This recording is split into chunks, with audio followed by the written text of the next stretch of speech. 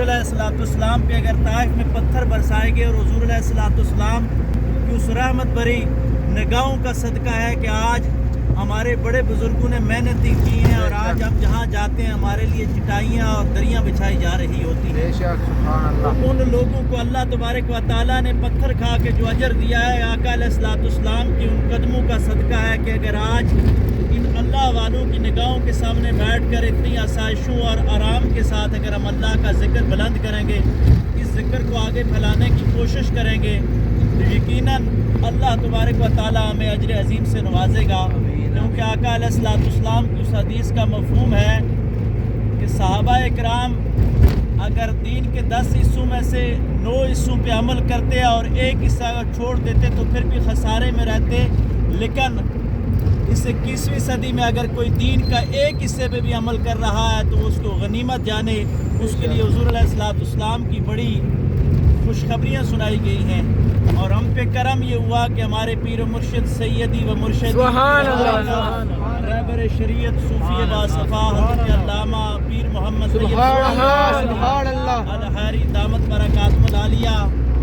آپ نے لمحہ لمحہ پیار محبت اخلاص کے ساتھ اس گلدستے کو پروان چڑھایا ہے. اور جو پھلدار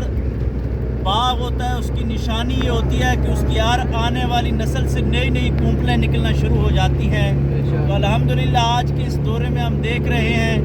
کہ سیدی و مرشدی کی وہ محنت رنگ لا رہی ہے کہ آج اس دورہ میں زیادہ تر نوجوان دوست ہیں، کچھ ایسے سنگی ہیں جو پہلی دفعہ دورے پہ جا رہے ہیں. وہ جب جائیں گے وہاں پہ دیکھیں گے کہ کس طرح سینے کی صفائی ہوتی ہے، دعاؤں کی قبولیت کی گھڑیاں ہوتی ہیں، دل کی دنیا بدل جایا کرتی ہے. ان لمحات کو غنیمت جانتے ہوئے ہر لمحہ اپنے مرشد کی نگاہوں میں رہیں. یہاں پہ اگر ہم مثال دیں اپنے پیر و مرشد کی تو ہمارے قبلہ صوفی صاحب فرماتے ہیں کہ میں اپنے پیر و مرشد خواجہ خواجگان خواجہ ابوالخیر پیر محمد عبداللہ جان صاحب رحمت اللہ علیہ کے ساتھ کوئٹہ کے دورے پہ تھا. وہاں فرماتے ہیں کہ سنگی ادھر ادھر چلے جایا کرتے تھے لیکن میں ہر وقت خواجہ کی نگاہوں کے سامنے رہتا تھا.